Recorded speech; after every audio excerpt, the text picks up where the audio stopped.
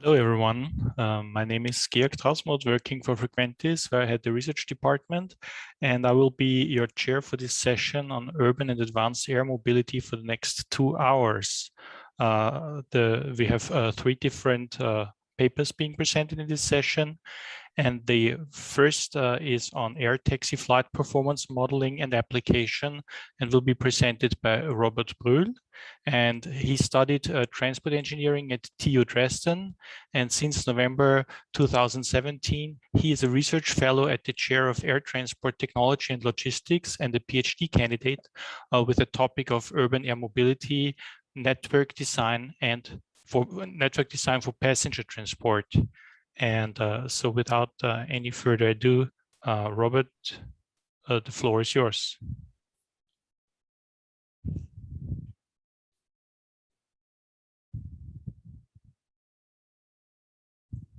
You need to unmute.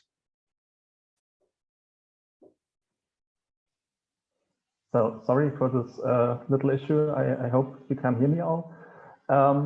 Thank you for this short introduction of myself. As stated, my name is Robert Brühl. I'm from the Institute of Logistics and Aviation, especially from the chair of air transport technology and logistics. I'm very happy to present our work concerning the air taxi flight performance modeling and application. How I structured our presentation, at first, I give you an overview about the problem behind the topic. Second, I want to introduce you to the operational background, especially to the UAM flight mission profile and the considered eVTOL aircraft concept. The third part deals with our methodology and therefore the power and energy requirements which are necessary to estimate a concerning range of the air taxis. And after that, I will come to our model application and talk about some assumptions we made before I come to our results. And at the end, I give you a short outlook within the conclusion. So let me begin with the problem statement. There are various aircraft concepts consisting which are intended to be operated fully electrical. And in comparison to conventional aircraft, electric ones show a different behavior concerning the flight performance due to the fact that the aircraft mass stays constant because there's no fuel burning. That is why the battery becomes a central element, and the battery is the most limiting factor in terms of range and endurance of the so-called electric vertical takeoff and landing aircraft, the eVTOLs, which are considered to be operated as an air taxi in future. The battery technology has already been implemented in other transport segments like the automotive industry, and these electric cars are somehow limited in their range due to the lower specific energy compared to the fossil fuels. The energy density becomes a crucial factor since today's lithium-ion batteries reach a top value of 260 watt-hours per kilogram.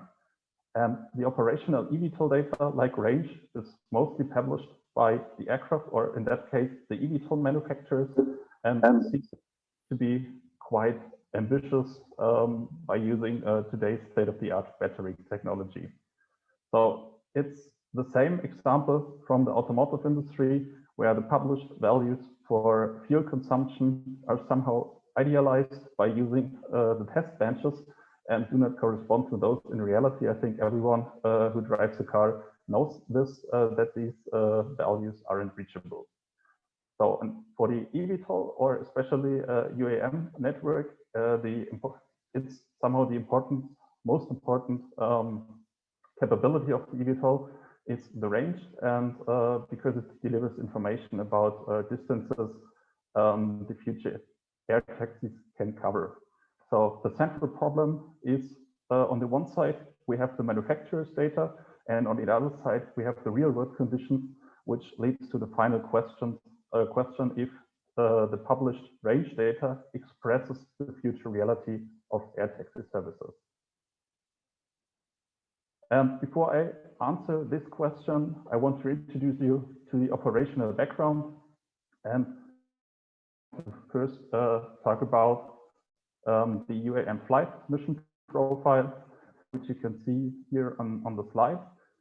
From point A to B, we assume a taxi segment from the eVTOL stand at the departure vertiport to the touchdown and lift off pad at the same vertiport. In general, there are three possibilities how eVTOLs can perform this segment. The first one is the Hoverboard Flight, as we modeled this in that case. The second one is that the eVTOL can use its own landing gear. And the last one is a special ground service equipment that is able to move the eVTOL across the operational surfaces of the vertiport. After reaching the touchdown and lift off pad, the takeoff begins.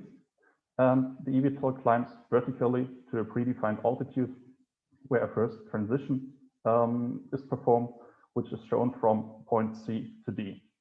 Within this segment, some eVTOLs have to change their configuration from vertical to horizontal flight mode, but there's not all eVTOLs that perform this segment, but I will tell you later when I come to the eVTOL aircraft concepts. From point D to E, the eVTOL climbs to the desired altitude, cruise altitude, and the cruise segment is followed. This segment is comparable to the one of conventional aircraft, since the altitude is considered as constant, except from future airspace characteristics or some advisories by the local air traffic control, the ATC. After finishing the cruise segment, the descent phase starts, where the eVTOL climbs from point F to G to again a certain altitude where a second transition is performed. This second transition segment is a kind of preparation for the vertical descent, where the eVTOLs have to change back from horizontal flight mode to the vertical one. And the vertical descent is finishing with the landing at the arrival vertiport in point I. And then we assume a second taxi that the eVTOL is able to cover the distance from the touchdown and lift off pad again to its eVTOL aircraft descent, where the turnaround for a new flight mission can begin. And this is somehow modeled like a ground taxi. So the eVTOL covers the distance on its own landing gear. As I said in the beginning of my presentation, there are a lot of the different eVTOL aircrafts under development. Therefore, some criteria have to be defined to figure out which of these concepts is suitable for the later air taxi operation. Therefore, the basic assumption is that in general, all eVTOL aircrafts seem to be suitable, which offer at least 2 seats for passenger capacity. And the further classification is done based on the propulsion system and the lift production during the cruise segment. In general, all of these concepts rely on the so-called distributed electric propulsion technology, where multiple electrical units are distributed along the eVTOL. And these electrical units are powered by several electric motors directly, which get their power from one or more battery packs. And the result of this classification reveals 3 different types of eVTOL, which are considered within this work. The first one is the vector thrust eVTOL. Vector thrust means that they have a propulsion system and use any of their propulsion units for both vertical and horizontal segments.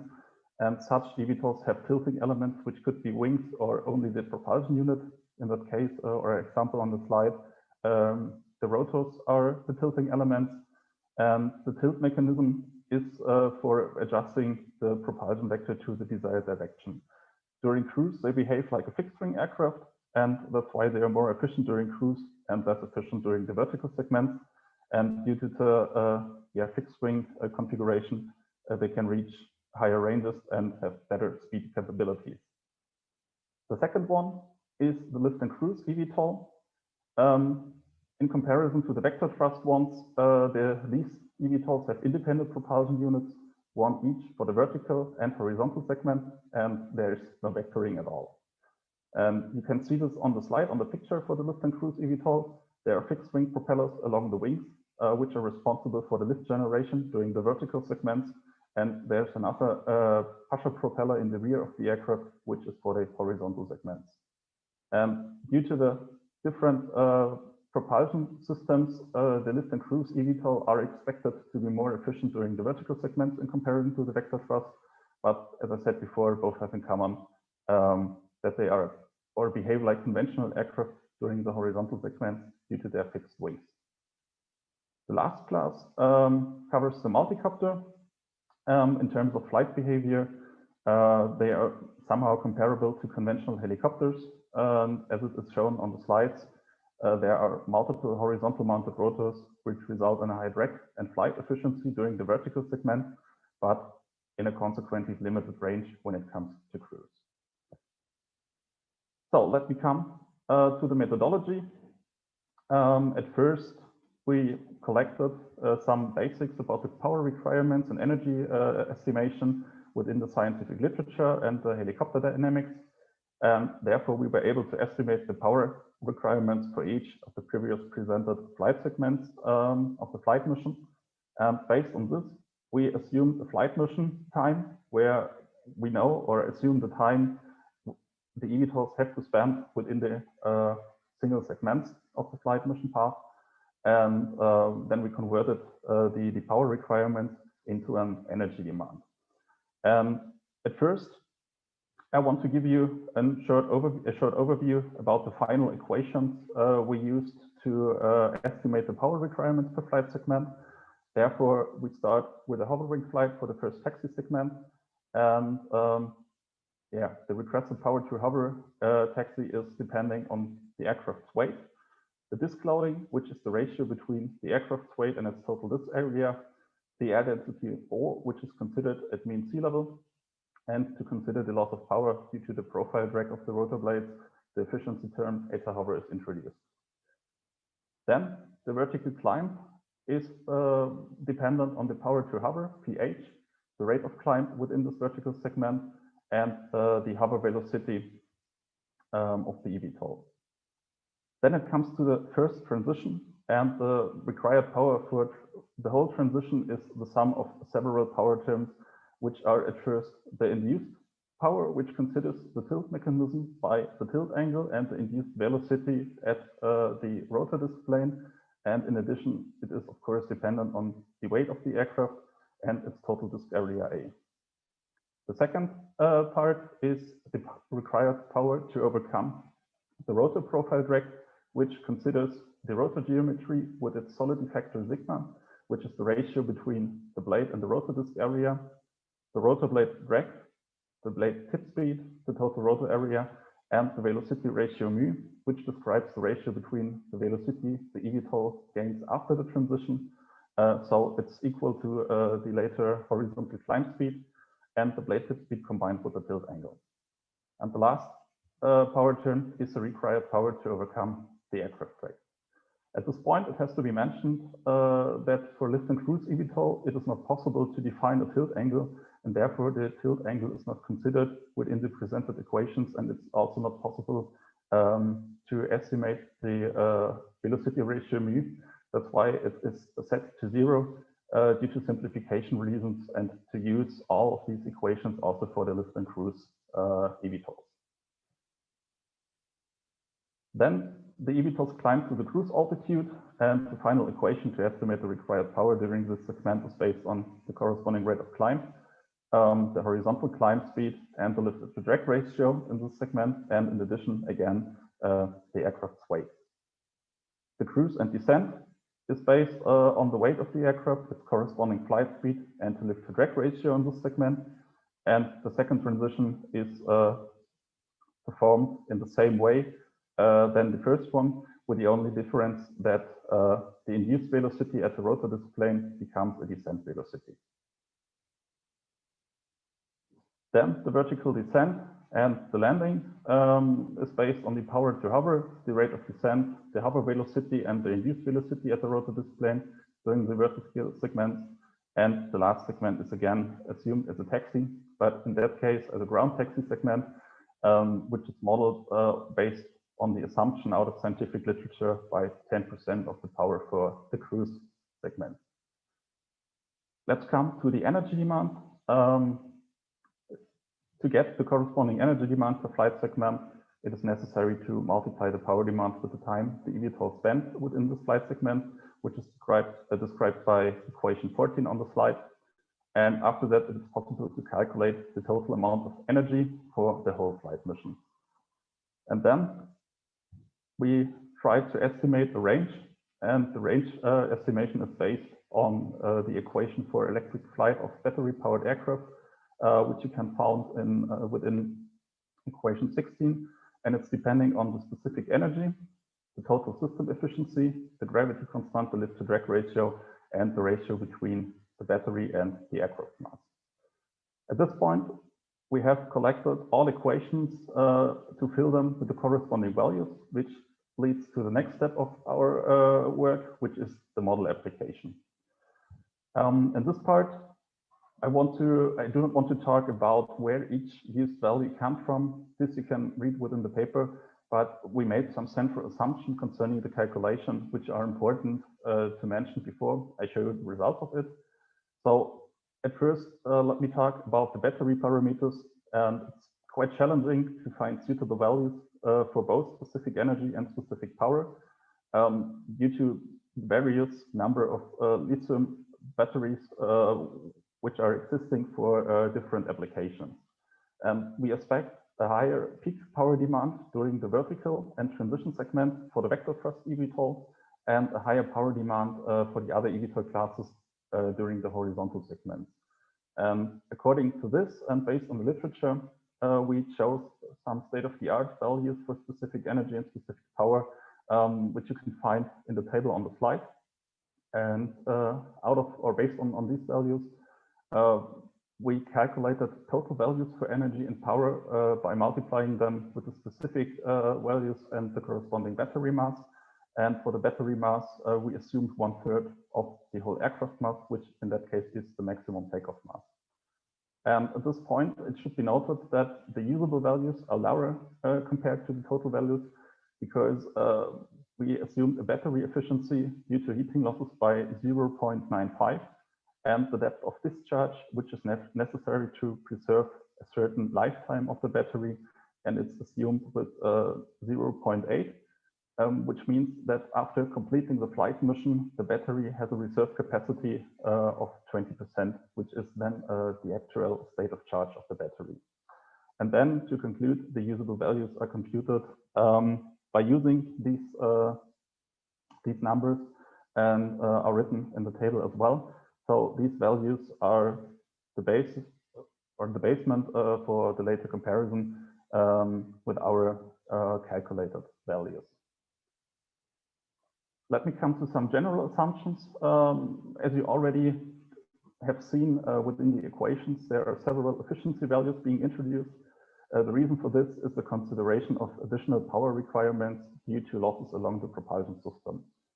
We chose our cruise speed based on 80% of the maximum speed published by the eVTOL manufacturers. And for the calculation, we assumed that the eVTOLs were operated at their maximum takeoff mass. And for simplification reasons, the later range estimation only relies on the cruise and descent phase. We combine both segments where it is necessary to compute a theoretical energy density value, especially for this segment, to use equation 16 from the slide before. This also means that a potential range during the other segments is neglected for the simplification reasons I mentioned. And the third major assumption is the flight mission time. To convert the power requirements into the energy demand, we need the duration of each segment, and that's why we assume a total flight mission of half an hour with the corresponding times the eVTOL spent in there per segment within the table on the right side of the slide. Let me now come to the results of, at first, the power requirements. Our results prove the expectation that the vertical and transition segments are the most power demanding ones. The transition, it is for the vector thrust and lift and cruise eVTOL, and the climb segment is the most power demanding segment for the multicopter. The power demand during the transition exceeds the usable power for vector thrust by around 23%, and roughly 42% for the lift and cruise eVTOL compared to our usable value P use. In all other segments, the power demand is lower than the usable power, which means that the other segments could be completed by the eVTOLs. And concerning the multicopter, the power requirement is always lower than our assumed usable power. For energy demand, the whole mission is exceeding the usable energy for the vector thrust eVTOL and for the multicopter. For the vector thrust, it's exceeded by 37% and the multicopter by 11%. And the lift and cruise eVTOL has a reserve of energy of 11% after completing the assumed mission. And in comparison to the vector thrust, the multicopter would be able to complete the mission when using the total energy. In this case, the multicopter has a reserve capacity of 16% after completing the flight mission. Let me come to the range estimation. The range estimation is only somehow theoretical because it's, as I said before, only depending on the range and descent segment. And it seems to be very theoretical because of the issues we got concerning the power and energy estimation. Nevertheless, we tried, or we didn't try, we estimate the range. So for the vector thrust eVTOL, we came to the result that this eVTOL would be able to cover a distance of 115 kilometers versus the 240 kilometers published by the manufacturer. The lift and cruise eVTOL could cover 70 kilometers versus the 40 kilometers published by the manufacturer. So in that case, our estimated range is higher than the one who is published. And it's the same for the multicopter, where we expect a distance of 50 kilometers in comparison to the 35 kilometers published by the manufacturers.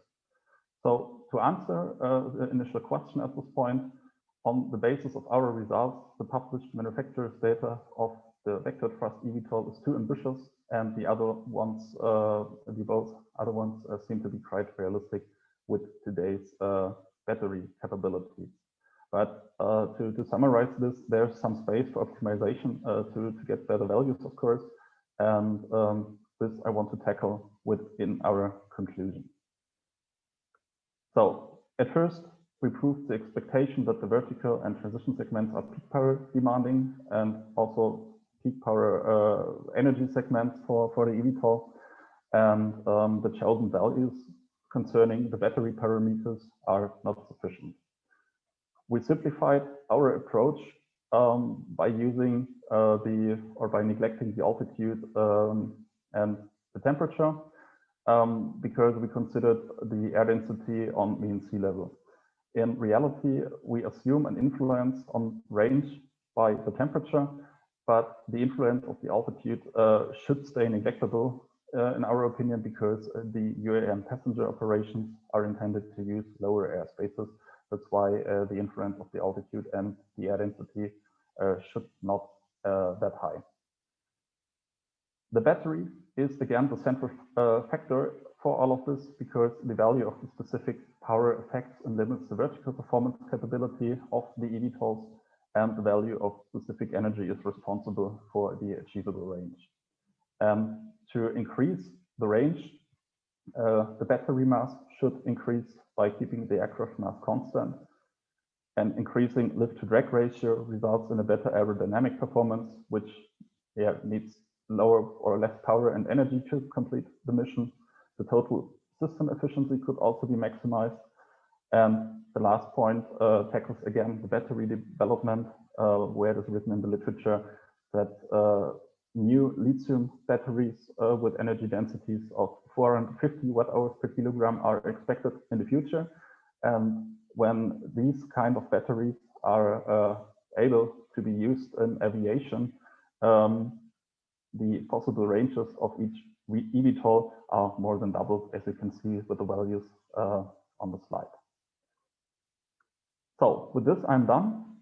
Thank you for your attention, and I am looking forward to your questions. And if you have any further remarks or feedback on the paper, of course, you can contact me via email. Thank you very much. Thank you very much, Robert. Excellent presentation. I would encourage the auditorium to post their questions in the Q&A part of the tool. And there is already a first question there, which is about your plans to compare the energy consumption of the 3 aircraft types for the exact same flight mission.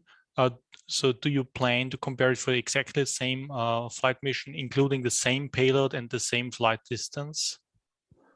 In our work now, we compared, or we used the same flight mission for each eVTOL aircraft type.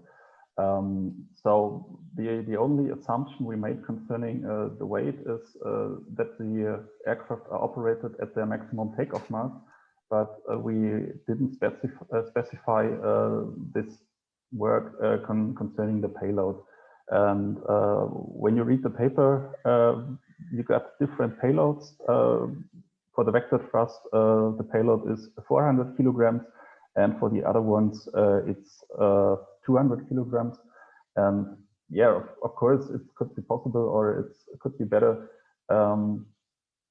yeah, to do this calculation based on specific flight missions, as it is somehow expected before that the multicopter has the lowest range capability compared to the other ones.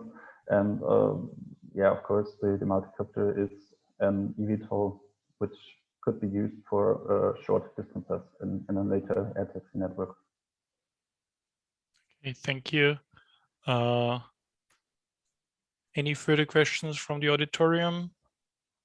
Maybe I'll step in with one from my side. You mentioned possible improvements in the aerodynamics. Could you give some examples? What could be changed to improve the range?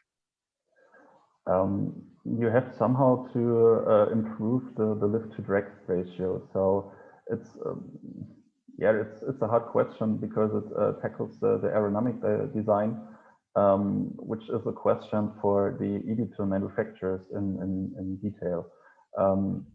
Of course, the values I use are based on values which are typical for general aviation, and therefore, of course, it's the values do not have to be right. So if you get proper values on that, you can build up a more realistic picture of all of these calculation estimations. So it's quite hard to answer that in detail. Okay. Another question, because you had a selection of 3 different eVTOL aircraft. Do you plan to also take performance characteristics of other manufacturers and try to relate that also to your work? Because my understanding was that you just took a sample of each, but you could also go to the wider range and see how they fulfill their promises on the published figures. Yes, I tried, or in other words to say, this presented classification is quite general, and for each eVTOL class, you have lots of manufacturers who are developing an eVTOL. And of course, if you go to a specific one, the values could be changed. And but for the moment, I think it's quite good to have a framework within this part of UAM where you can put your values into and yeah, estimate the power and energy demand. And of course, you have lots of space to improve that if you go to a specific eVTOL aircraft type. But the problem is that there's near data available. That's why we use values from general aviation, only to give an example how to use this framework. But I guess you would be willing to cooperate with some eVTOL manufacturers to maybe improve your assumptions and to work deeper on that? Yeah, yes, of course, if there's the possibility to do so. Because it might be interesting to use that scheme for, say, for a greater population to maybe even be possible to compare different vehicles here. Yeah, of course. Okay. Any further questions from the auditorium? I don't see anything here. Okay. So also from my understanding, is there a big difference between a quadcopter and an octocopter? I mean, the number of... I think concerning the flight behavior in comparison to the fixed wing configurations, there is a big difference. But if there's a quad or an octocopter without any fixed wings, I'm not quite sure. It could be resulting in a lift to drag ratio, which is more bad, or which is better during vertical segments and less efficient during the cruise ones. Okay, understand. Because I was just discussing I think one of the octocopters with a colleague, and he said they are so heavily overpowered, and so actually, if one of them fails, it doesn't really matter. So I was just interested also in the number of rotors there. I think any further questions? There is one, I think, in table 3 of the paper. Yeah. And the question is that the multicopter shows much lower power requirement than others, and could you explain why this is possible? It says for takeoff, so the multicopter shows much lower power requirement for the takeoff than others, and the question is whether you could explain why that is possible.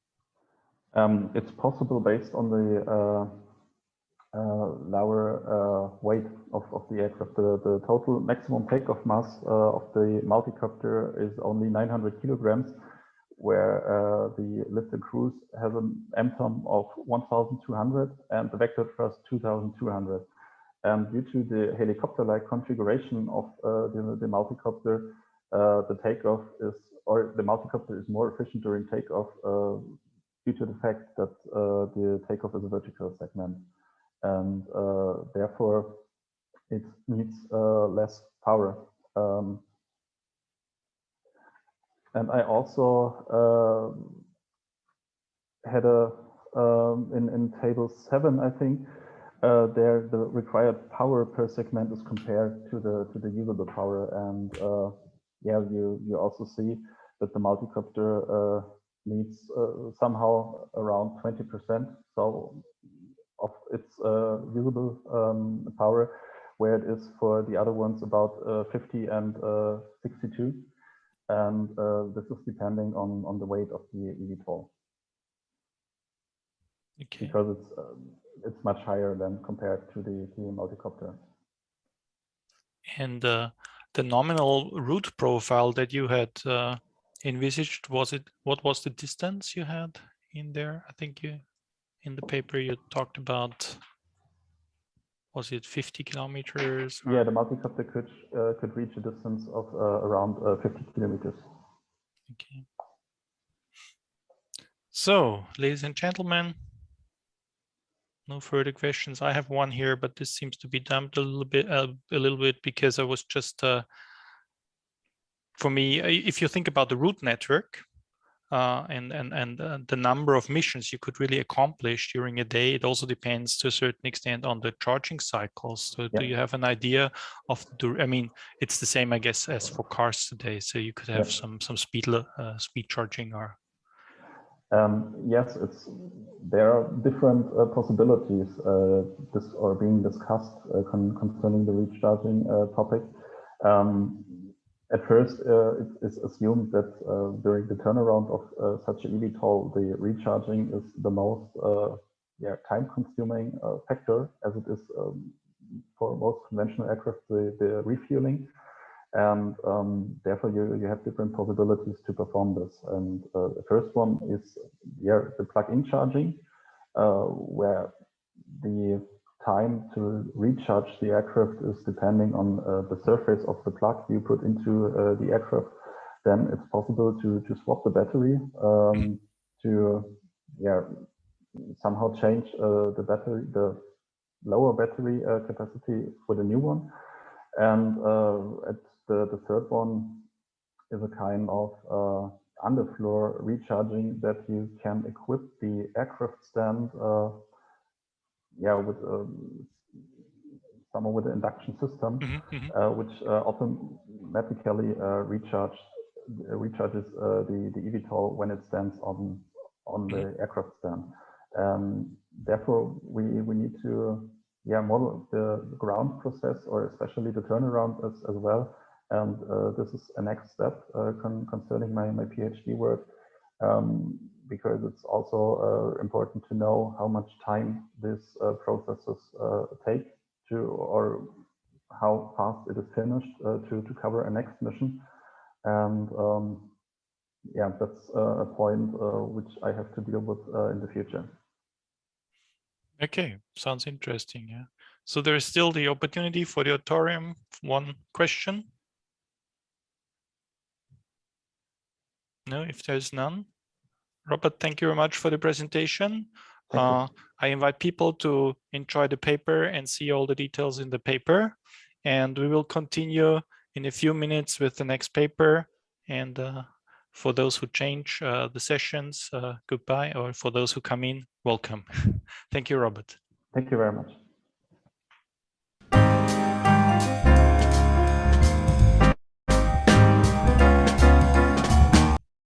So thank you. Hello, everyone. Welcome again in this session on urban and advanced air mobility. We have now a presentation on ground risk versus efficiency in urban drone operations. And this is presented by Valentin Polishchuk. And Val is an associate professor in communications and transport systems at Linköping University, leading the academic excellence in ATM research group there and teaching in the air transport and logistics program.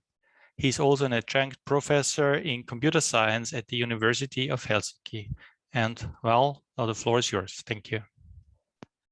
Thank you for the introductions. I will be presenting joint work with my PhD student Leo and with our colleague Dr. Bulusu from Crown Consulting, or whatever NASA is called now. And I acknowledge support both from local and European funders for this work. So risks in air traffic management is a recurring topic. And as we know, for the conventional aviation, we care a lot about people on board and also about the equipment. Loss of hull or the first party risk is a serious issue. But for the drones, which may be unmanned and cost not so much and have not so expensive payload, who cares really about losing a pizza if it's a pizza delivery? The more important question becomes the third party risk, in particular people and uninvolved people on ground that may be affected when drone fails and falls from the skies. And as we also heard from Hank's talk and no otherwise, it's important to consider how the population is distributed. Of course, initially, the regulators and also the researchers were really careful, and at least in NASA ConOps, they were talking about all the people, animals, and structures on the ground and wanted the EOS to stay completely clear of them. But then already in 2019, in the regulation to 947, we all learned what an assembly of people is, and these were essentially the collections of people that drones have to stay clear of. And in general, this question of looking at the risk posed to people on the ground is getting a lot of traction. Right here in this seminar, we heard the talk by Hank Blom. There are also many more papers that address the similar issue. Interestingly, as we were preparing this paper for ATM, this submission for ATM seminar, news came in February this year that there were two incidents, one in the Netherlands, one in the US, when for the conventional aviation, debris were falling from the skies. So maybe this question of ground risk to uninvolved people is relevant not only for drones, but also for the conventional aviation. And now you probably see a blank slide. And this was my understanding, at least, of risk assessment before SORA. We didn't know what to do, essentially. And then SORA came in and shed some light and provided some methodology for the risk assessment. But SORA is qualitative. Again, we heard in the question and answer part of Hartmut's talk in the previous session. He was describing SORA. You assign different risk classes to air risk and to ground risk, and then based on them get this integrity level and so on and so forth, do several mitigations. But again, SORA was meant to be qualitative, was meant to be done by people essentially without any computational tools. And what we really want to have, and again, if you've seen it in Hank's paper and elsewhere, is to get the equivalent or equal level of safety, equal or equivalent with the manned aviation. And when we're speaking about something that should be equal to something else, we really speak about quantitative things, something measurable. And the question is, how do we measure the risk or the level of safety? The more or less standard answer in the aviation is that we look at the expected fatality rate. So the expected number of fatalities per hour of flight.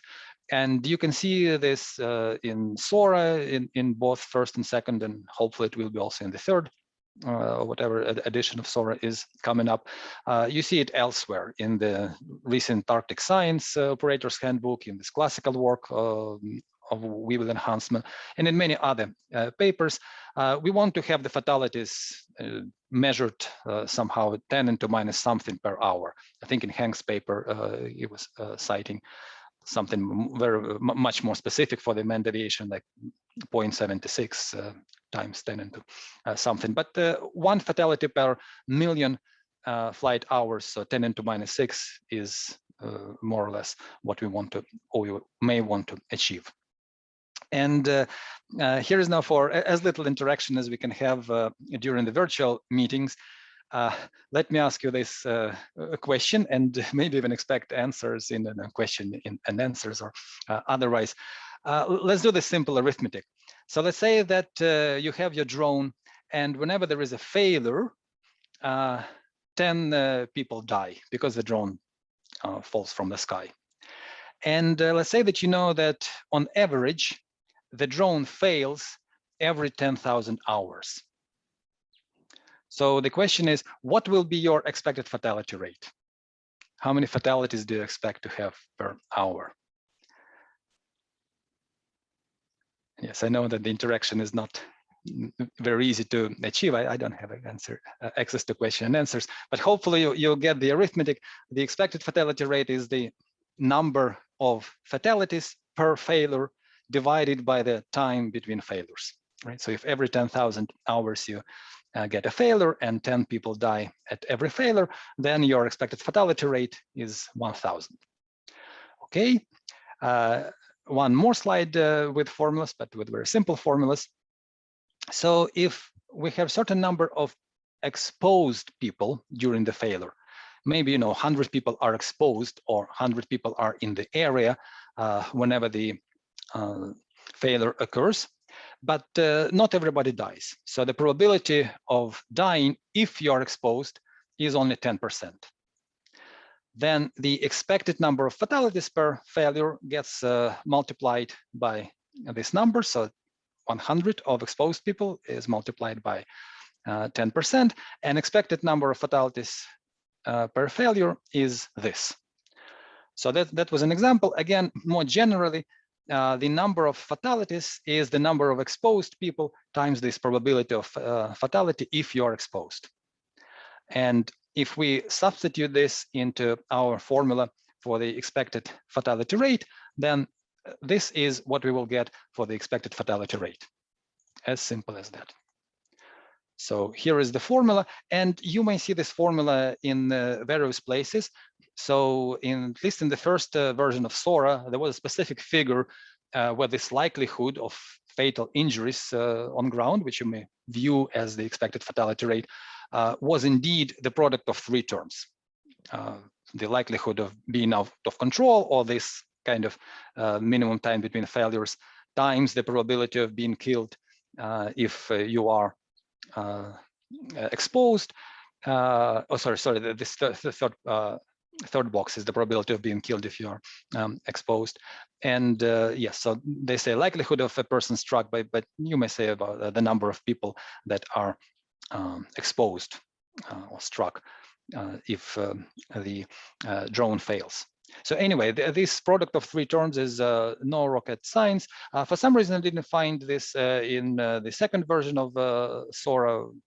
And again, you may question the use of the word likelihood, but all in all, I hope you believe this formula, that the expected fatality rate is proportional to the number of exposed people, to the probability of being killed if you're exposed, and of course, inversely proportional to how good your drone is or how rarely it fails.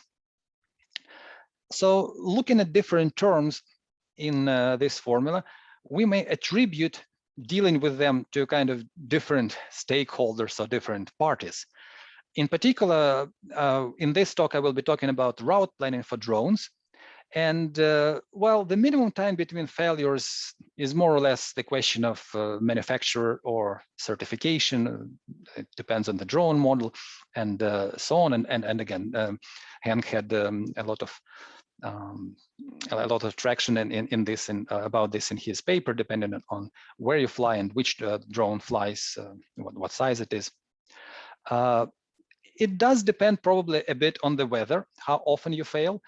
Yes, if you do really fine-grained route planning, trying to avoid the weather obstacles, the wind tunnels in the cities or other things that could be the weather obstacles in urban scenarios, and an interesting research subject in itself. Yes, depending on how you go around the weather, you may decrease the probability of the failure and increase the minimum time between failures, but still it is outside the immediate route planning question when you are in more or less uniform conditions, while there is a wind or maybe rain, or maybe there is nothing in the vicinity of your operations in the city. So route planning doesn't really influence the minimum time between failures.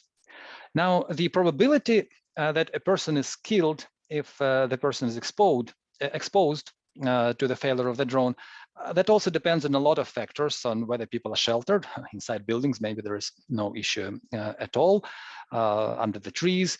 Depends on the drone, whether it has parachute, I don't know, caged, or how soft the blades are, and so on and so forth, and many other mitigations.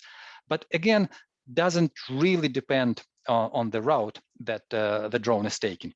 It does depend on the speed of the drone, of course. So the higher the speed is, the larger is the energy, and that's essentially what goes into SORA and in understanding of the fatality rate.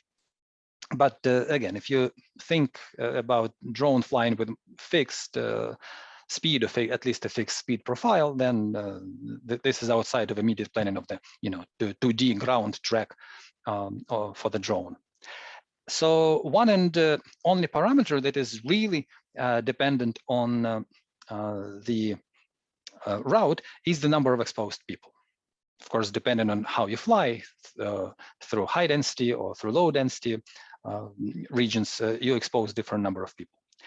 And let's see how we can estimate the number of people exposed.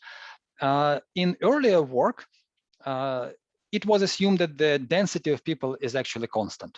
So what does make sense, both in earlier work and also for us, is that the exposed region is some region of radius R around the drone.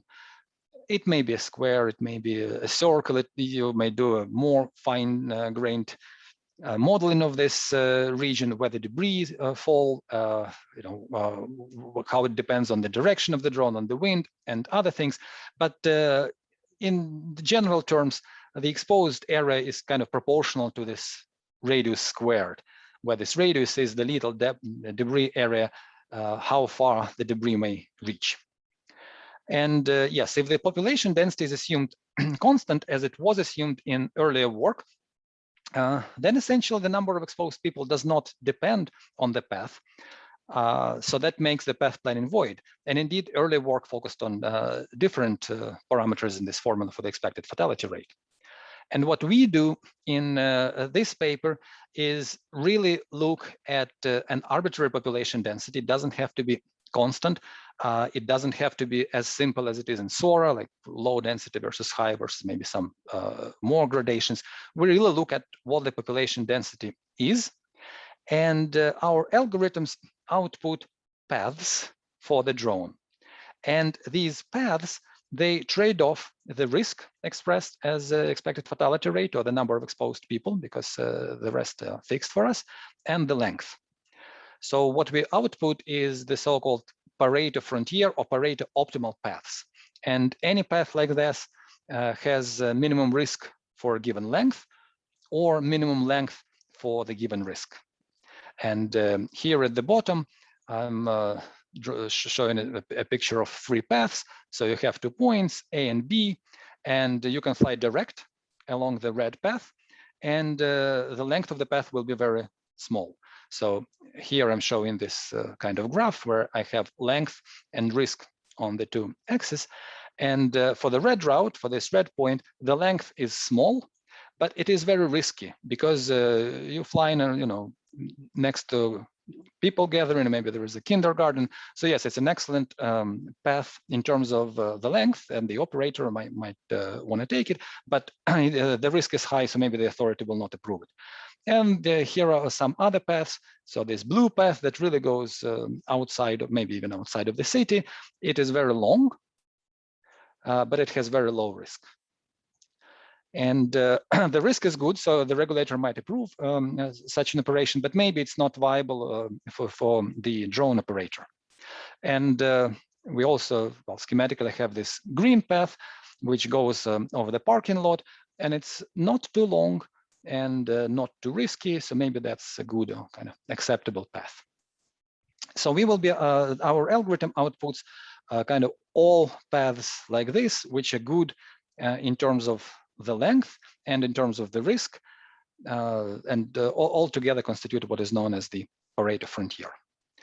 So in addition to this algorithm, and I will go into some details of it later, we also coded a graphical user interface. And well, you can go yourself, but it's tinyurl.com ground risk, but I will try to do a demo now. Hopefully you still see my screen with the map well, of Norrköping, of now home city.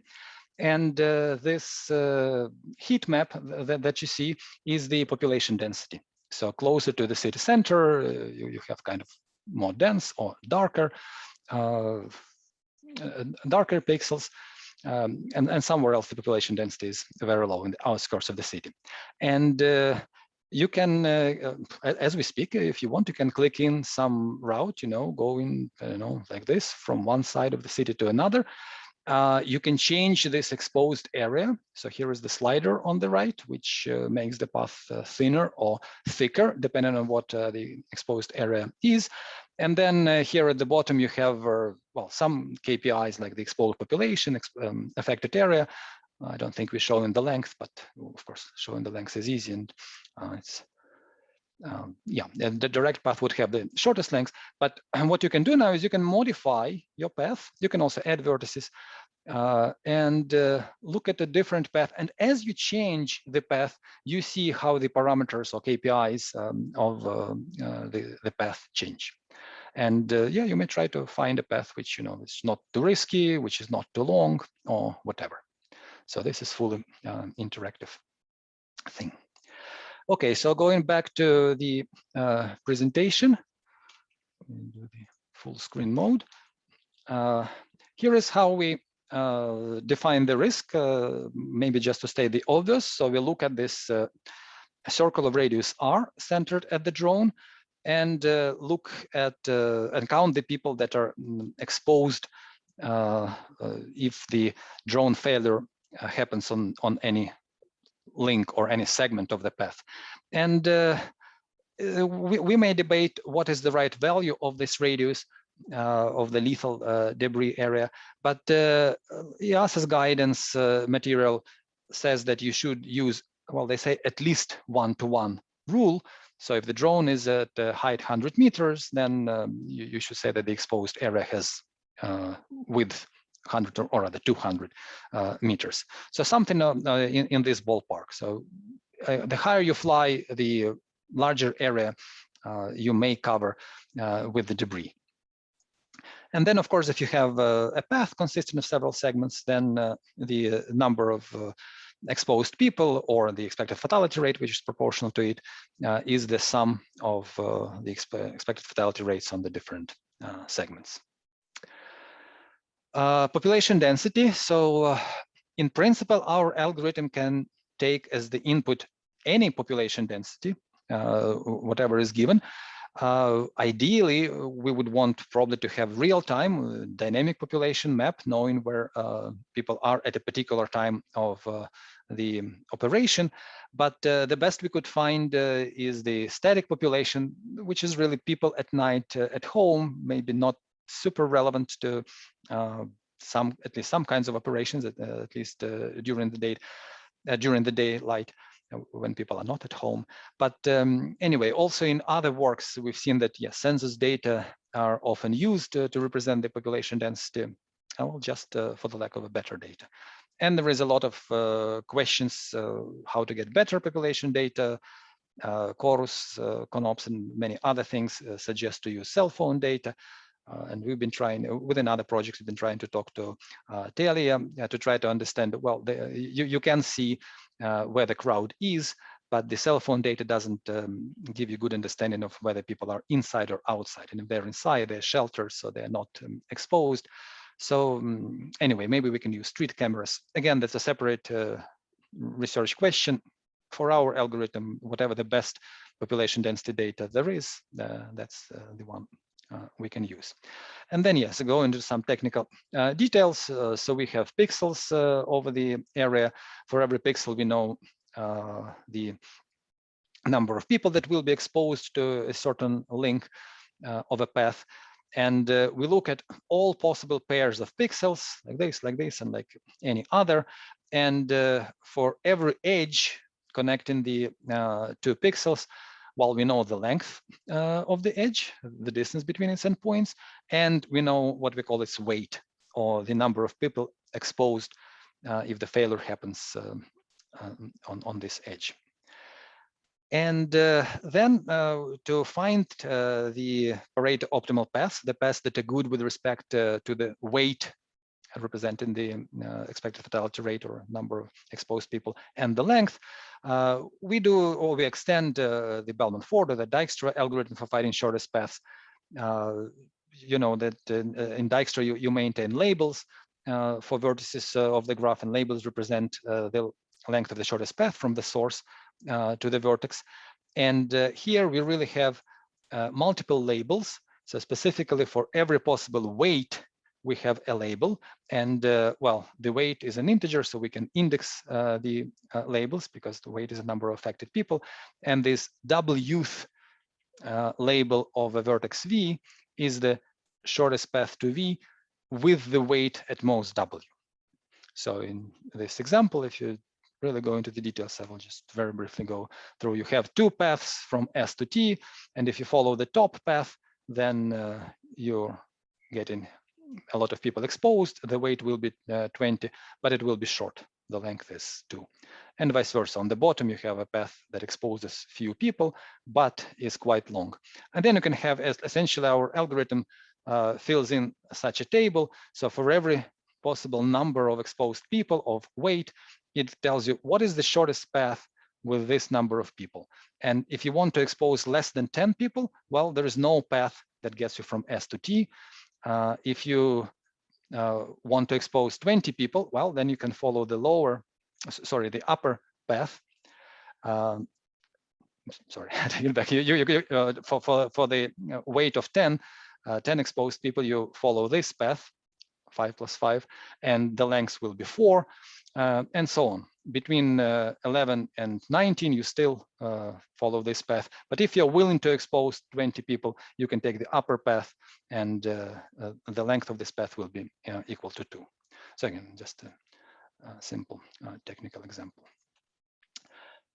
Okay, so an instantiation of our algorithm. Again, we first look at small synthetic instances, and our algorithm indeed was solving them to optimality. I will show the results on in a few slides.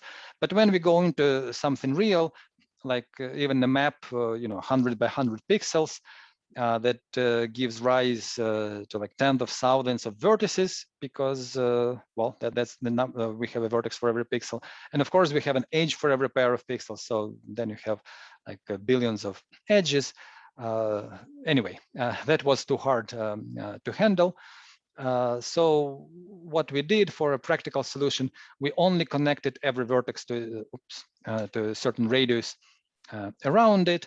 And in the paper, we have all these technical details which tell you how far you have to connect if you have certain approximation bounds for the length of the path and the exposed population. But anyway, within for a reasonable approximation, you also get reasonable computing times.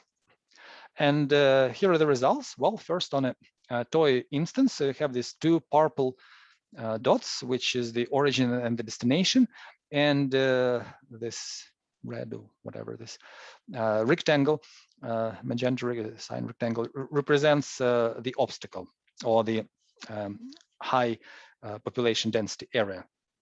And you can have all these different paths, from the one that does go through the high population density area all the way to the one which flies around it, shortest path that flies around it. And here on the right, you have this Pareto frontier of all possible paths with the length and the exposed population. And you can see, and this is also what we saw, that even in such simple examples, there are just too many routes. And of course, in anything realistic, we were having even more routes. That's probably too much. So what we decided to do is, instead of computing this full Pareto frontier, we only computed its lower hull. So here on the left, I'm explaining what the lower hull is.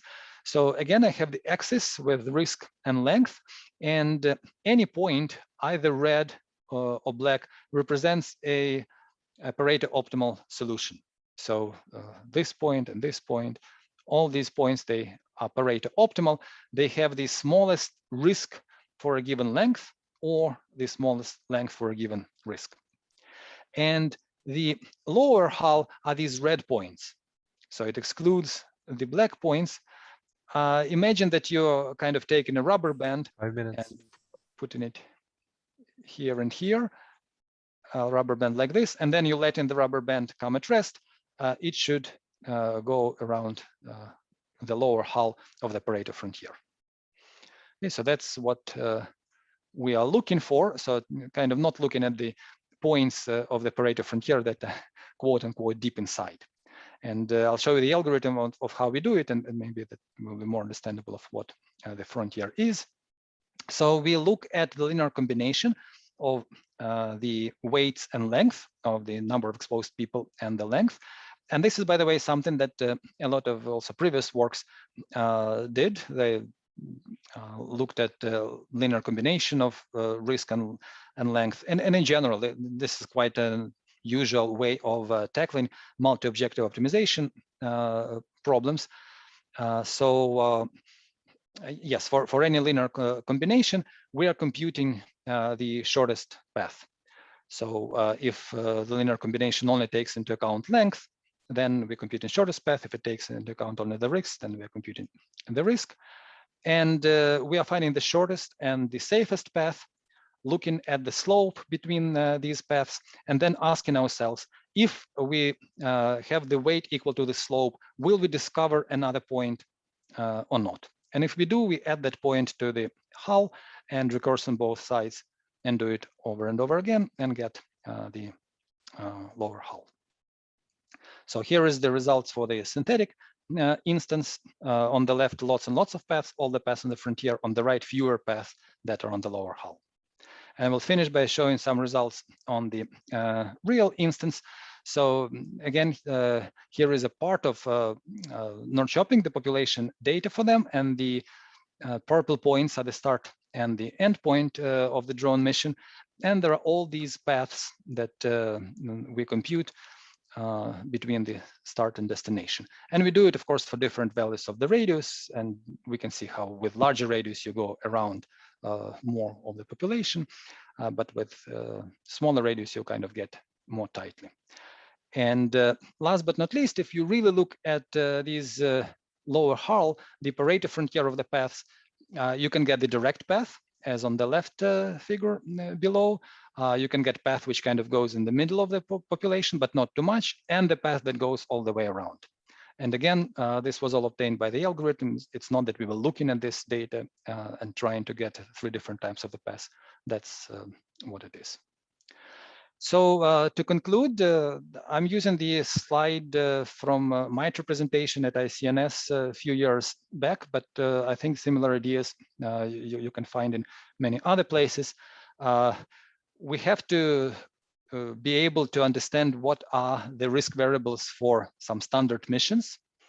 We have to, for given missions, we have to be able to incorporate the mission profiles and risk minimization into flight planning, and then we have to look at the risks in real time. And our graphical user interface kind of addresses number 1, our algorithm kind of addresses number 2, and the third is left for future research. And here I'm just mentioning a couple of other future directions for future research. Yes, dynamic maps, as I already said. Sheltering, what's the probability of being killed if you are sheltered in different ways? With a helmet, or what's not, was mentioned earlier today. Probabilistic impact area, instead of us assuming that it's a disk or square centered on the drone, there is work that looks at how the debris really go down, or whether the drone falls down from the sky as a dead bird, as Dirk said. Then, of course, the flow management question, again, bringing back to the work from TU Delft, Ken Blom, not TUD Dresden. This kind of, so we were looking at a single operation, really at specific operation. And in fact, to me, when I first saw that SORA is specific operation risk assessment, I didn't know about the specific open and certified categories. I was thinking it's a given operation risk assessment. This is what we really do, operation by operation, not even scenario by scenario, SORA does. But in the end, there will be many operations. And if everybody goes according, let's say, to our algorithms to low density suburban area, well, then you have a lot of traffic there. In the integral way, it's probably not good. And last but not least, again, returning to or referring to the presentation from TU Dresden, from Hartmut and colleagues, we have to try and incorporate the air risk and do what is called this high fidelity risk modeling, or the quantitative risk assessment versus SORA, which is really qualitative, and see how they match. That's all I wanted to say, and thank you for your attention. Thank you very much, Val, for this clear presentation. And we have a few questions posted here. And the first question is, what were your criteria for specifying the upper limit of the acceptable length for the user? We really have no criteria. I mean, on this picture that I might have shown, it was really a schematic thing. I was saying that at some point, the path will be so long that it will be unacceptable for the user. But it's really a schematic representation. We don't have any criteria. It can go as far as possible. Okay, thanks a lot for that. And there is another question. By using the Pareto hull, you might miss out on a large area of the trade space. Is there a way to balance the hull approximation with the coverage across the Pareto front? Yes, so that's a very valid comment indeed. Well, here I was showing few points, but if you look at even in the toy instances, there are lots and lots of these hidden Pareto optimal points that are not on the lower hull. Quick answer, I don't know if there is a way to balance its approximation. Just thinking on the top of my head, there are some generalizations of convex hull, which are called K-hull. So convex hull are all the points outside, and K-hull allow you a few outliers. So you can try to use K-hulls instead of convex hulls to go kind of deeper into the point set, in our case, into the set of Pareto optimal solutions, and maybe get some of them. I think that's a very interesting question. Thank you for the answer. I would encourage the auditorium to post more questions here. In the meantime, I would come up with one myself.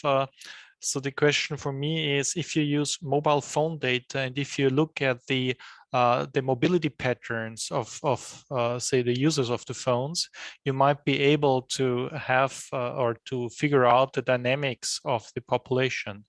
Would that also help, or could that be applied also in your approach?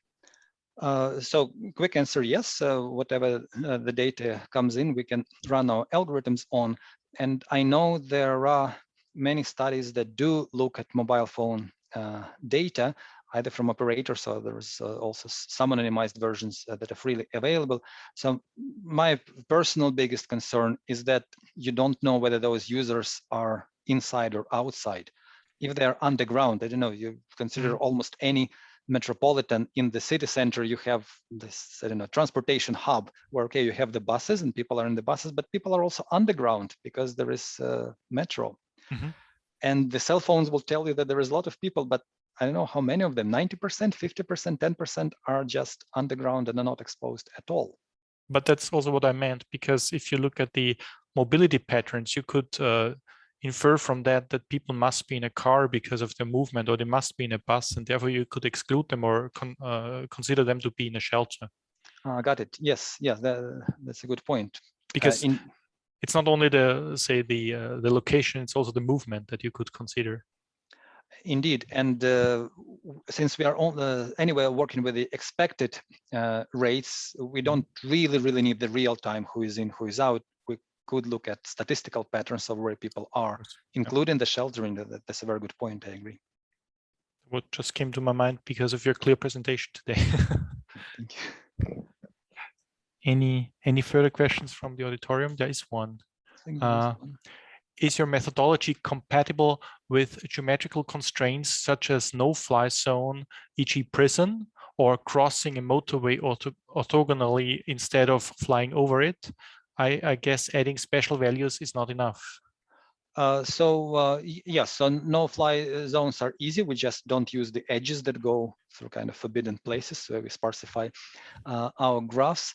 Crossing a motorway orthogonally versus flying over it, I would say also yes. So if your edge goes along the motorway, it has one weight, which depends on how vulnerable or how many exposed people you have in cars. If it crosses the motorway, then again, you're given smaller weight to that part of the edge, which actually goes over the motorway. So along any single edge, we can have varying population density. That's okay. All we care about is this kind of integral of how many people would be exposed. And yeah, I'm not sure what you mean by special values, but I guess you could say that, yeah, okay. Yeah, so you could add like infinite length to those edges that cross no-fly zones or something. Okay, so this was the last question here. There's a thanks a lot. I think that's for more people than just one. I know the session chairs have to come up with questions to present. I have a further question. You have this online tool. So what's the benefit for people using it? So what can I learn there more than, I mean, I see the numbers changing, but what else is the benefit in the end? So nothing more than the numbers changing. Indeed, the benefit is that while our algorithms may only take into, the algorithms are algorithms, they took into account the abstract things that are given to them. But maybe somebody would say, oh, no, even though that this is, a very low risk path, you don't take into account that somewhere here there is, I don't know what, a power plant. You really don't want to fly, we have to fly around. And even though this modified path would not be one of our Pareto optimal paths output by the algorithm, still the user may modify it and see how the parameters change. So that might relate to the question before. So you could model the no-fly zones here, and then just you could move the path there, for example. Yeah. That's very true, yes. Okay, so there are no further questions. Well, I want to thank you for the presentation, and we will go on in a few minutes with the next presentation in 2 minutes. So there's a short break here for 2 minutes, and then we will continue the session. Thank you. Okay, so we are right on time here for the last talk in this session. Welcome, everyone. This presentation is on protocol-based congestion management for advanced air mobility, and it will be presented by Kartik Gopalakrishnan, and he received his PhD in aeronautics and astronautics from MIT in 2021, and is currently a postdoc at Stanford University. His research focuses on using optimization methods and control theory to design and analyze the air transportation system. So, Kartik, the floor is yours. Thank you. Thanks. Hi, everyone. And I'll be presenting this paper on protocol-based congestion management. And this is joint work with Christopher Chin and my advisor, Hamsa Balakrishnan, both from MIT, and our collaborators, Anthony Evans and Maxime Megro from Airbus. So I'll begin with a brief overview of the present-day congestion management paradigm. And it begins with operators publishing their flight schedules months in advance. And in many cases, especially in Europe, these schedules are already designed to meet landing and takeoff slot restrictions, and it limits potential congestion. Then a few hours before a scheduled flight, operators file flight plans where they share their planned trajectory, which includes a detailed set of airspace resources that they want to access. For the next step, the air navigation service provider, such as the EUROCONTROL or the FAA, would run traffic management programs like ground delay programs or airspace flow control programs to ensure that these proposed flight plans do not exceed any capacity limits. And the strategic planning would have reduced most of the conflicts, and air traffic controllers can then assign minor speed or heading changes tactically in real time whenever needed. So while this paradigm works well for us today with commercial and GA operations, it's unfortunately not going to suffice in the era of advanced air mobility, or AAM, which includes both unmanned aircraft systems, UAS, and urban mobility, air mobility vehicles as well, or air taxis. So the first difference in the AAM world is that many operations are on demand. This means that they would have very little lead times potentially, and that could be in the order of a few minutes instead of the schedule being known months in advance. Second, due to the large scale of anticipated operations, often resulting in thousands of flights being airborne at the same time, sharing complete flight plans might lead to high communication complexity, as well as privacy concerns for these operators. And finally, the high traffic volume would also result in multiple bottlenecks or congestion points in a vehicle's flight plan. So in these settings, locally fair policies, such as first come, first serve, which is acceptable today, would not be acceptable when there are multiple bottlenecks. So to summarize, the centralized operation-based traffic flow management approaches, which we use today, would not suffice for these AAM applications. So in other words, AAM operations are characterized by dynamic flight requests, minimal information sharing, difficulty in having a centralized architecture, and an enhanced concern for fairness. So our research question here is, how do we ensure that airspace capacity limits are satisfied? And we want to do this while considering all these additional requirements that I've written in blue font above. So this talk is going to present our solution, which is a protocol-based approach, meaning it's sort of like a rules of the road style approach for efficient, scalable, minimal information and fair congestion management. So this is the high-level overview of the scope for this talk.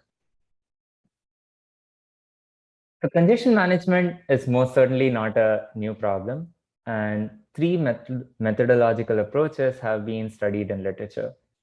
So queuing networks, large-scale optimization approaches, and conflict resolution protocols. The queuing networks and large-scale optimization methods are solved in a centralized manner and involve sharing all relevant information, including desired 4D trajectories to a centralized agent.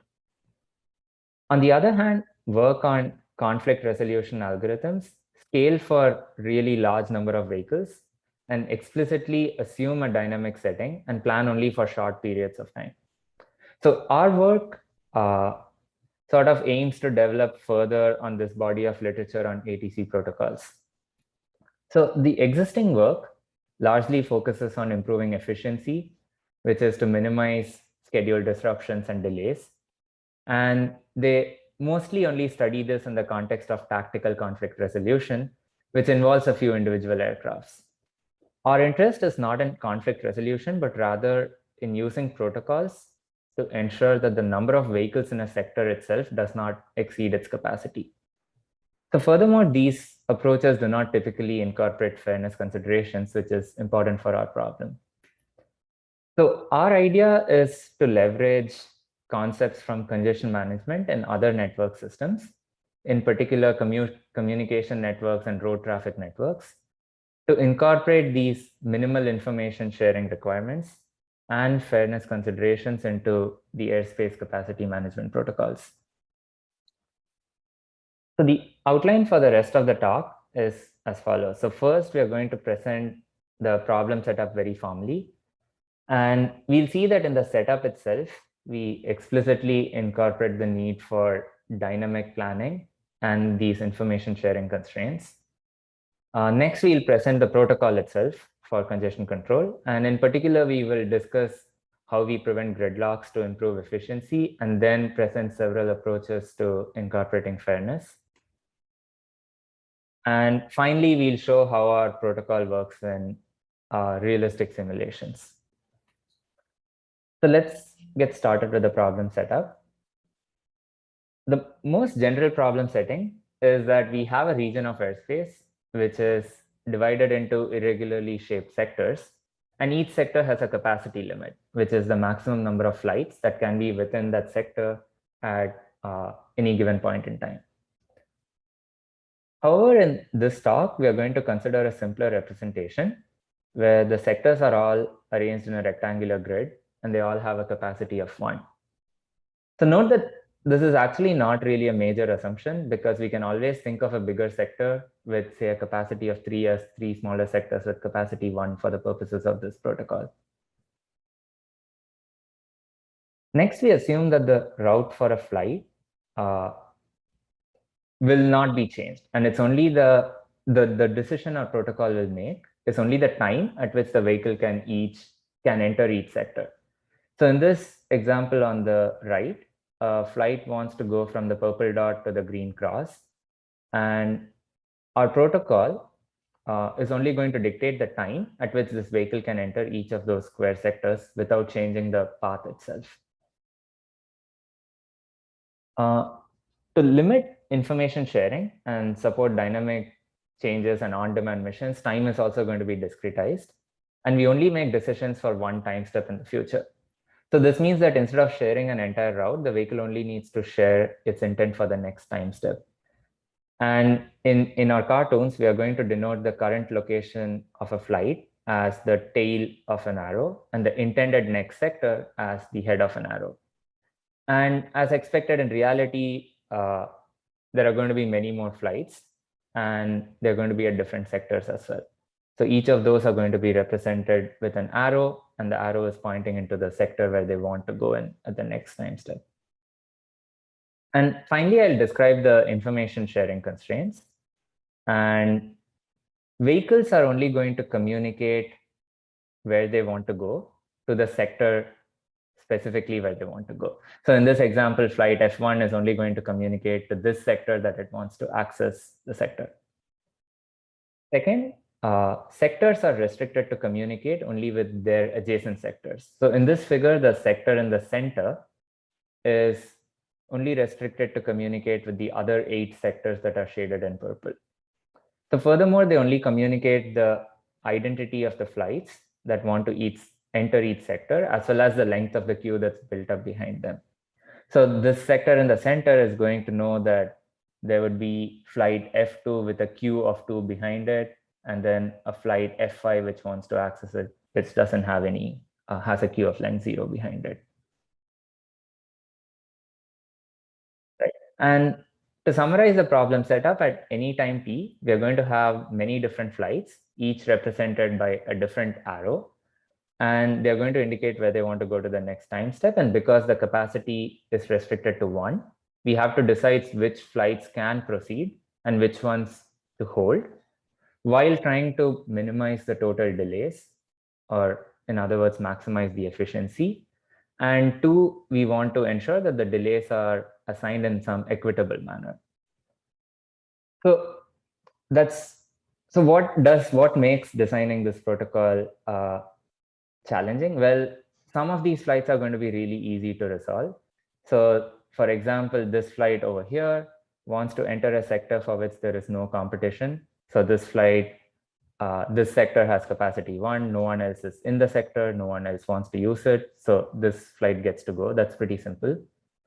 Now we see a slightly more complicated case where there are these 10 green flights which sort of form a cycle. So it's easy to see that either all of these flights get to move or none of them is going to get to move. So in this case also, it's sort of obvious that we would want all of these flights to move. And finally, our protocol needs to be cognizant of downstream effects of its action at any particular sector. So for example, the decision that can be made at multiple sectors, for example, this one and this one over here, are coupled, and we need to address this carefully in our protocol. So now that I have set up this problem, I will present the details of a protocol that's going to decide which flights can go and which flights need to hold. So the first step in our protocol is to identify cycles.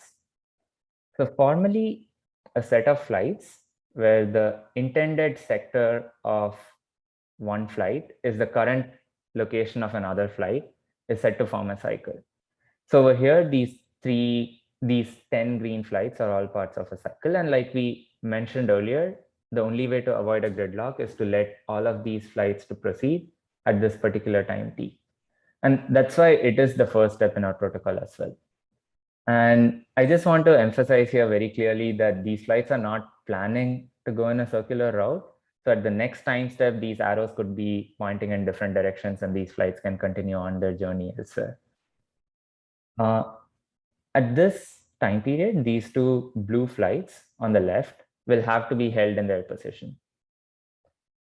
And finally, these cycles can be identified even with limited communication between the sectors by using an adapted version of a standard distributed graph algorithm. So after clearing the cycles, the algorithm tries to deconflict sectors sequentially. But the question now is, which sector should we deconflict first? And I'll give some intuition for this with an example.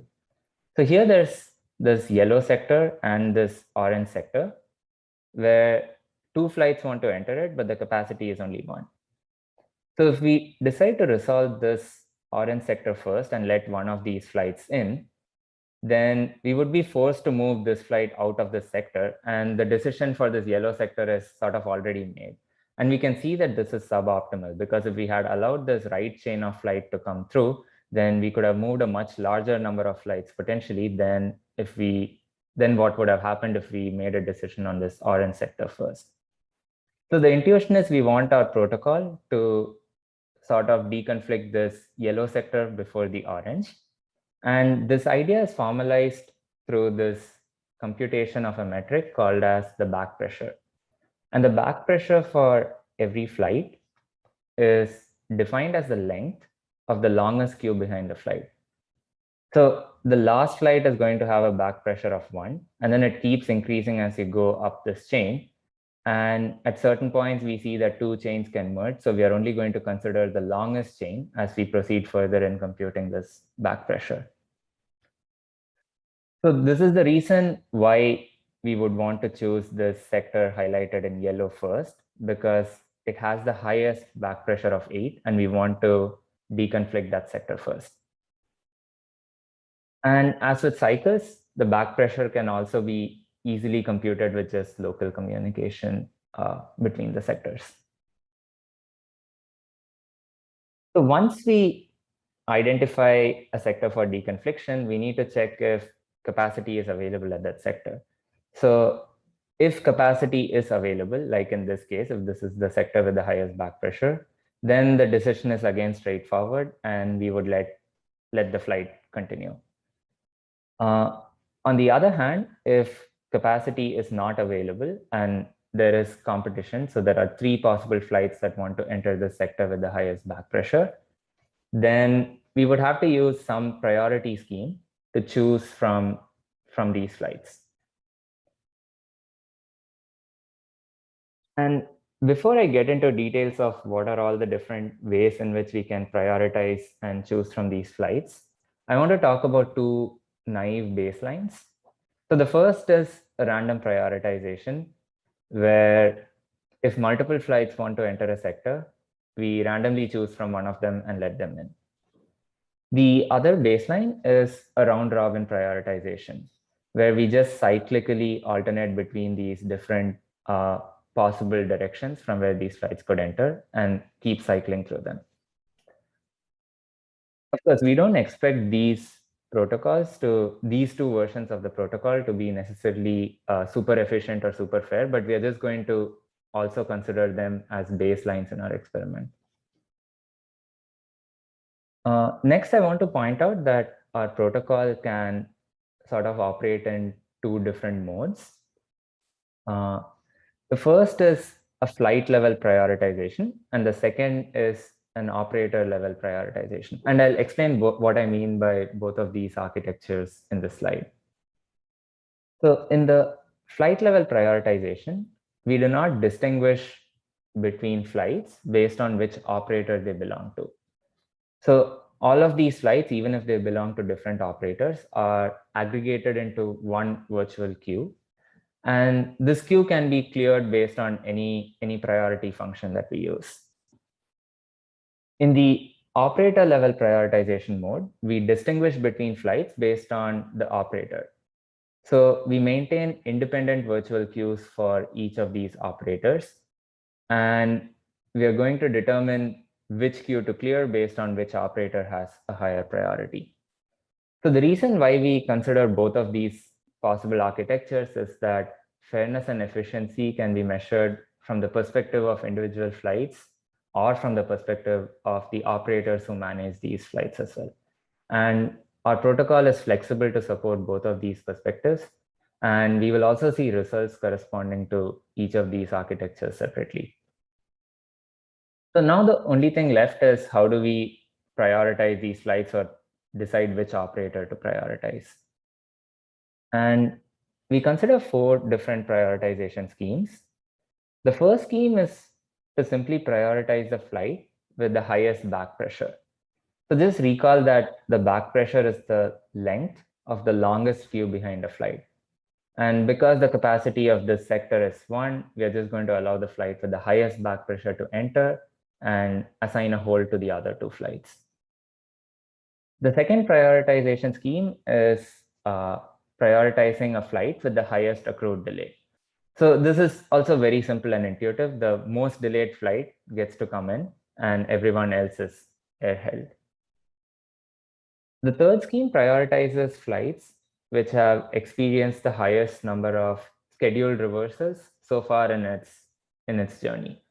So in this cartoon, flight B has experienced 1 reversal because it was scheduled to, or rather flight A has experienced 1 reversal because it was scheduled to arrive before B, but then now its order is swapped. And this is also another way to incorporate fairness in our protocol. And the last prioritization scheme that we use is a metric called the dominant resource fraction. And This is a measure of how concentrated or diffuse the historical usage for an operator has been. So an operator with high demand for a single resource, like this operator on the left who needed high resources in this particular sector, is going to have a lower priority than another operator who had diffuse resource requirements.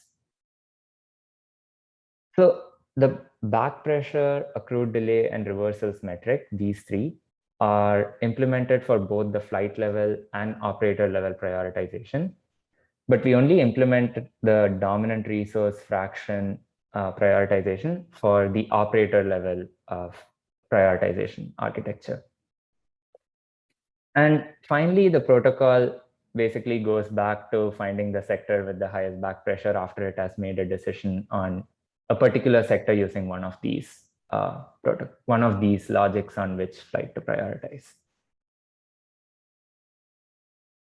All right, now we will evaluate the performance of our protocols under different traffic flow patterns. For our first pattern, the origin and destination of the flights are randomly chosen. So each line represents one particular flight path, and the tick marks at the edge represents the grid lines that would have been there to represent each of the sectors. So the first set of results is going to be on flight level prioritization, which means that we ignore the operator for these flights. So for this traffic pattern, we can plot the total delay minutes on the x-axis and the standard deviation of flight delays on the y-axis for the two baseline algorithms, random and round robin, as well as the three other protocols that prioritize based on back pressure, reversals, or accrued delay. So the lower value on a y-axis means that this protocol is more fair, and a lower value on the x-axis means that we are more efficient. So we repeat these experiments for two other traffic patterns.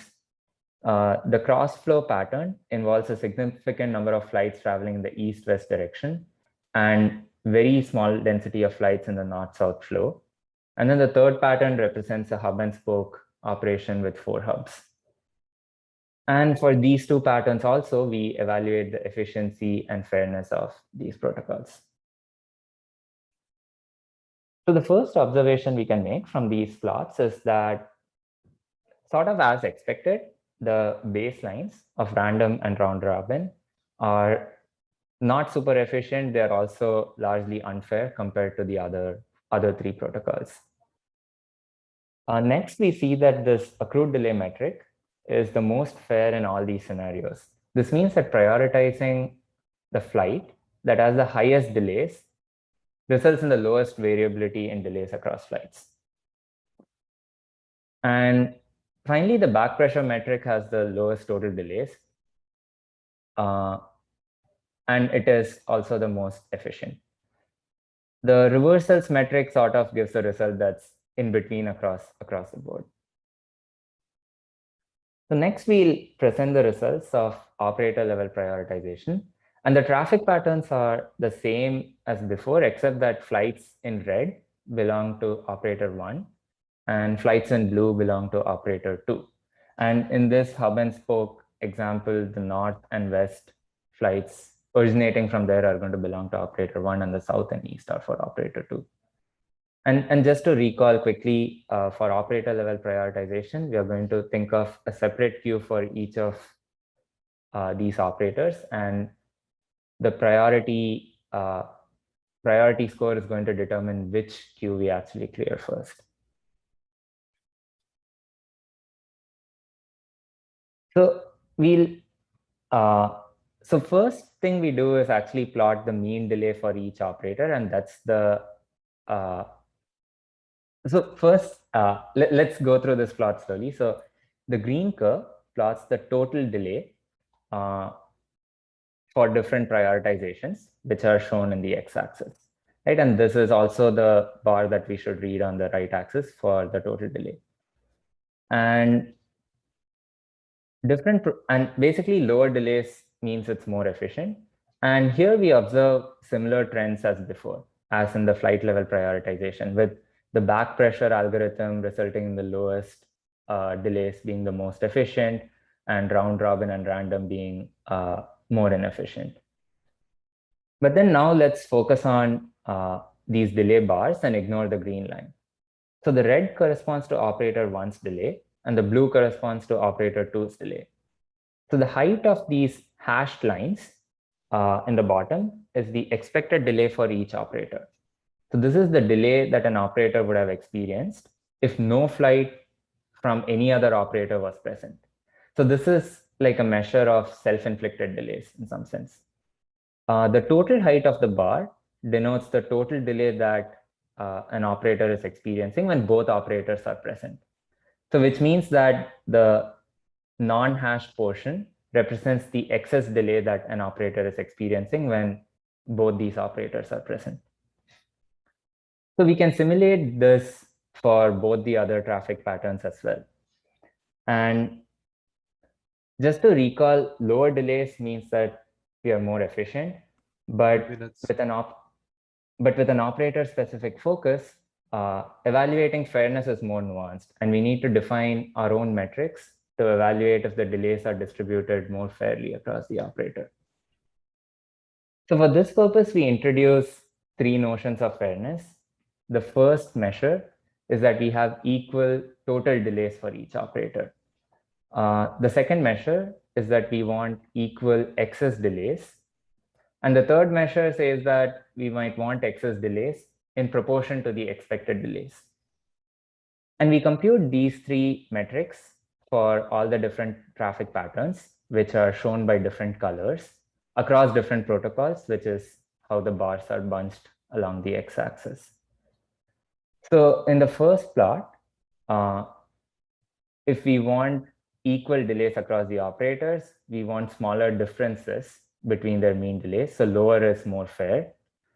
Similarly, equal excess delays means that we would want the difference to be small, so smaller numbers are more fair. And we would ideally want this ratio of excess to expected delay to be closer to 1, so higher is more fair. So what we can see is that for the first two measures of fairness, the accrued delay and back pressure protocol show superior performance. And for the third fairness measure, the dominant resource fraction performs the best. So these results indicate that depending on the agreed notion of fairness, different protocols may be the most effective in achieving the desired operator level fairness. To summarize, the motivation for our work was that AAM traffic management is going to involve several new objectives in addition to efficiency, such as fairness and minimal information sharing. And our goal is to develop algorithms that lie on the Pareto frontier of this three-dimensional space. That is, we want an algorithm that maximizes some combination of fairness, efficiency, and minimal information sharing. Next, I want to point out some practical considerations. So traditional ATM is relatively predictable. We make plans for several hours using the full flight plan information and typically focuses on efficiency. And in this paper, what we presented is an algorithm that's extremely dynamic, uses information that's only one time step into the future, and focuses a lot on fairness. However, reality is more likely to be somewhere in the middle. So in addition to on-demand drone delivery, we are also going to have some scheduled air taxis, for example. Fairness might never be a universally agreed upon notion among the operators. And operators might also be willing to share partial information rather than this extreme case where they only tell what they're going to do at the next time instant.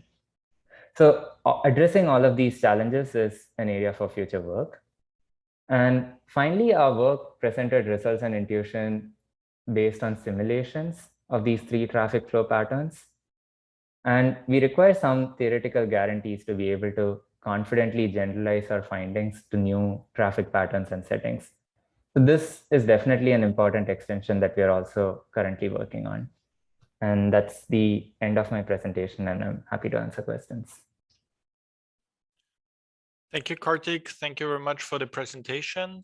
And we already have a first question from the audience, quite lengthy, so I'm trying to read it out. Does the suggested congestion control protocol provide the fairness for the flights having different flight times? For instance, does the control protocol to prioritize the flight having high back pressure assign high priority to long-haul flights while assigning more ground delay to short-haul flights?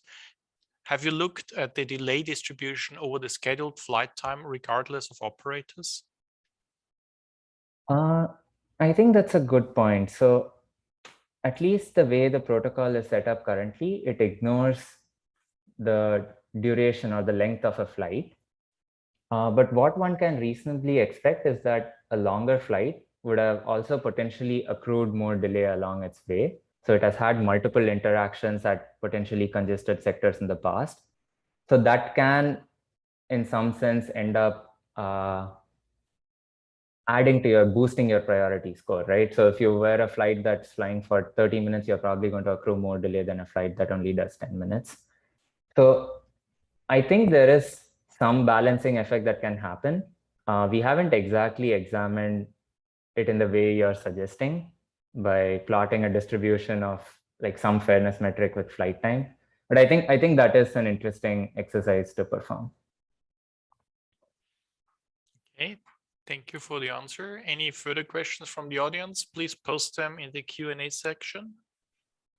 There is another coming up here. Fairness must be qualified by the overall disadvantage. The dominant resource fraction was fairest, but the bars were all tall. So all were delayed much more than the best algorithm. Do we know where to look for a way to avoid the fairness of Voltaire?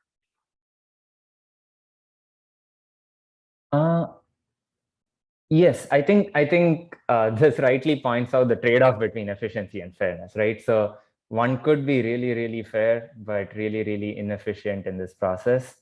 And I agree that its dominant resource fraction could, maybe if I go one chart back,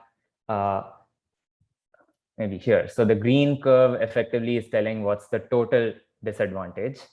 So higher the total delays, higher is the total disadvantage. And these two bars are telling you sort of how equitably that's spread.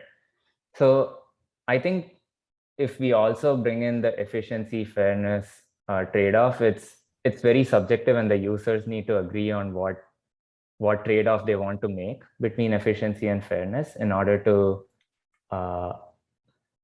choose from one of these protocols. So in some sense, we want low green bars and low green lines and equal bars. I guess what we are saying is these are all the trade-offs that you have and you need to pick and choose from one of these potentially.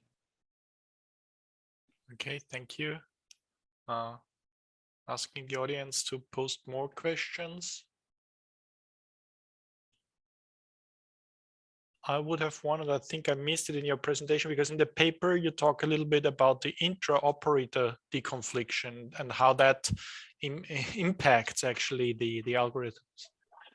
Yeah, that's actually an interesting point, and I skipped it for the lack of time. Understand. So what another finding we had was that so if an operator has a lot of flights that are internally conflicted, should they resolve them first and then give it to this protocol in order to negotiate with another operator? Or should they dump everything that they have together into this protocol and the protocol would find an optimal balance, right? And what we found in our experiments that it's better for an operator to directly share the conflicting flights itself, that they need not do any deconfliction before, and share it with this protocol. And the solution is on the whole more efficient and more fair. So I think that was the highlight of that result. I like that one in the paper. So there is another question coming up. Do you consider the maximum delay allowed as a constraint in your problem? The eVTOL vehicle for UAM or drones for UAS may have a flight time limit due to the battery life. Yeah, that's a good practical considerations. So we did not explicitly consider maximum allowed delays, but I think it's a very straightforward way to implement that. If a flight has exceeded its delay quota, so to speak, it can just get a priority of infinity, right? So at any conflict, it gets to go through. And that's sort of how we are envisioning one would also deal with emergency services like air ambulances in this protocol. So I think that's the way to resolve the maximum allowed delay concern. Okay. Thank you. There is another one coming up. Back pressure should translate into delay. Can a crude delay capture back pressure, perhaps into a metric that combines the two? Yeah, I think it's possible. Yeah, it's possible that a combination of both of them might yield results that are desirable. And I think we can always define a metric that's like 50% back pressure priority score plus 50% accrued delay score. And that's a possibility. I'm not sure if, so I think one of the interesting thing was, at least in our experiments, it looked like these two give definitely like two extremes of solutions. So for instance, what I mean is that back pressure was focused on efficiency and accrued delay focused on fairness. So in some sense, if you do some combination of them, one would expect that you lie somewhere here. And that's probably what we want to do in practice as well. Okay, thanks a lot for that. And there is another question here. How does the efficiency improve as you allow the protocol to share more information? For example, the next 2 cells, the next 3 cells. Is there a trade-off between the availability of information and the number of states that need to be considered? Is there an optimum? Yeah, that's a good point. I think our experiments were on extreme. So it's share just one time step into the future and share everything. And I agree that if you share something in between, you're going to obviously do better than just sharing one time step. What we don't know is whether sharing just 2 or 3 time steps is going to get you pretty much as close to sharing full information, right? So what's the marginal utility of sharing information is something we don't know. And I think we are planning to potentially do experiments to evaluate that.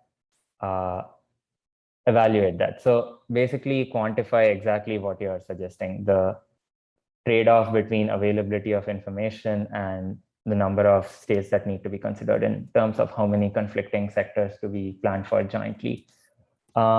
Is there an optimal? I don't know. I think I need to think more about it. So I don't have an answer on the top of my head. Thank you for elaborating on that. Any further question? Yeah, there's a follow-up. Would that optimization relate to the overall density of traffic? Yes, definitely. I think that's one of the limitations of our work, that we are not confident about. I think the trends will look similar in general, but I cannot give you a proof that it will indeed be the same always. So I think theoretical guarantees are not yet available. And one of the main reasons for that is that this is highly dependent on the traffic flow pattern. Yeah. Thank you.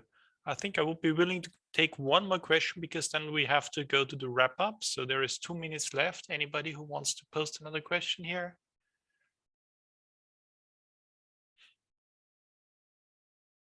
I can see no one. Can you go back to your last slide maybe? Mm-hmm.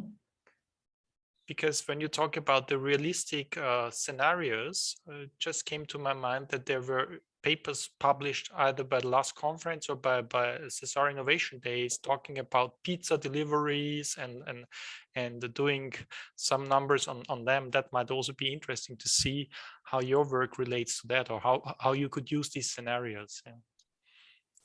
Yeah, I think it will definitely benefit if we go beyond these 3 cartoon scenarios we had. So they're not really super cartoon scenarios. At least the third one was the example of a package delivery set up in Toulouse.